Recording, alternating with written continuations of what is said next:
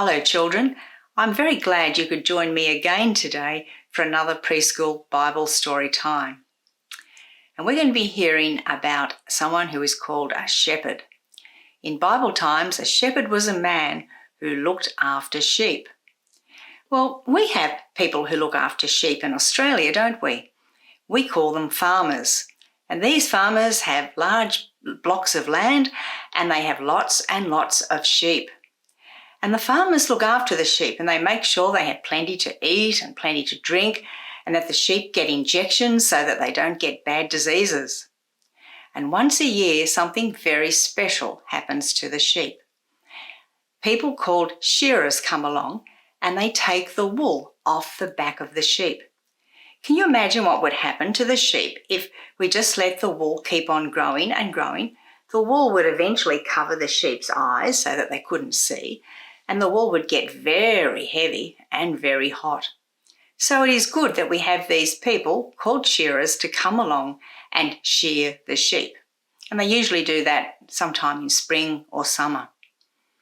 Well, I now have a short video clip from a program called Behind the News, an ABC program, where a little boy called Charlie lives with his mum and dad, and his mum and dad are shearers. And do you know what? Charlie wants to be a shearer. Let's watch this video and see how Charlie wants to learn how to care for the sheep. When the school bell rings and it's time to head home, Charlie has one thing on his mind: shearing. I have to get changed and then I run down there and shear and draft them and get them in and shear. Charlie lives on a farm in Culcairn in New South Wales. These are big ones. He's been mastering his shearing techniques since he was just 2 years old, even practicing on his stuffed toys. First video I ever have of him shearing was when he just turned 2, shearing teddy bears. We'll bring him back. This one takes a bit longer because it's a bit woolly. His mum and dad both work in shearing sheds, and Charlie's keen to follow in their footsteps. No, this one's no good. Obsessed isn't the word, I don't reckon. Yeah. He just lives and breathes it, always talking about it. This one's even heavier. Charlie won't even let his parents shear without him. We're not allowed to shear during the week when he's at school now, so it looks like there will be more weekend shearing. I love doing all the farming and shearing. For now, Charlie's got to head back to school, but it won't be long till he's back in the shed doing what he loves best.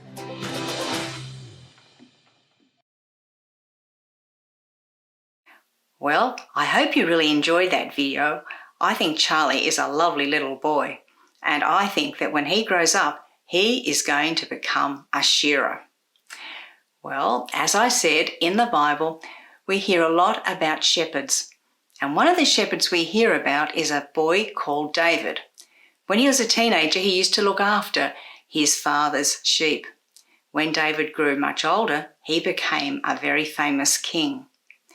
But David learned a lot about sheep and about shepherds. And he told us about it. He told us about how shepherds would take the sheep out every day from their pens, and he would lead the sheep and find some good green grass for the sheep to eat. And the shepherd knew where to look for the good green grass. And he would also look for good clean water, which was nice and still, where the sheep could very peacefully drink. And the shepherd would take the sheep from place to place, looking for places to eat and places to drink. And when the sheep had had a lot of eating and drinking, they'd sit down in the shade somewhere on the nice grass and they would have a rest. Well, as I said, the shepherd was like the leader of the sheep, and he would lead the sheep from one place to another. And he would make sure that the sheep stayed together and that they stayed on the right path. Sometimes there might be a sheep who went astray and he got lost. Well, David knew that a good shepherd would go looking for that sheep, and when he found the sheep, he would rescue him and see he's using his staff here or his crook to rescue the sheep who's got stuck on these rocks. And he would bring the sheep back and get him back into the flock, and so that this little sheep could continue on with everyone else to find the grass and water that they needed. David also knew that sometimes the shepherd had to take the sheep through areas that were a bit dangerous, areas that were narrow valleys, and they were deep and dark, and maybe even at night time. But the shepherd was always there to look after the sheep and keep them safe. And at night time, David knew the shepherd looked after the sheep. Often what they would do is the shepherd would lead the sheep into this sheep pen, which was an enclosure surrounded by a big rock wall.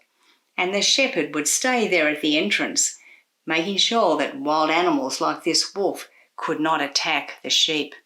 And the sheep felt very safe and protected there. And David knew all that about shepherds and sheep. And David used to sometimes sing songs, and he used to also sometimes write songs. And he had a harp he used to play. And one of the songs he wrote is called Psalm 23, and it's in our Bible, and it's about shepherds and sheep. And David, you see, knew how much shepherds cared for their sheep. And David also knew how much God cared for him. And so David wrote this beautiful song, and he sang it. And it went something like this, where David said, "The Lord, that is God, is my shepherd. He cares for me just like a shepherd cares for the sheep." And David said, "The Lord," and you can do these actions with me, "He gives me plenty of food to eat, and he gives me water to drink, and when I'm tired, he helps me rest."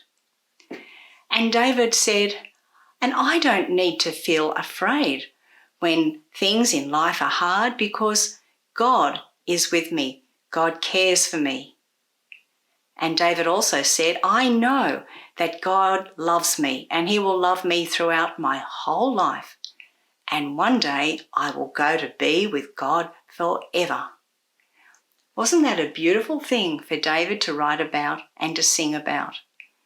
And just like David knew that God was like a shepherd caring for his sheep, God cared for David like that, God also cares for us.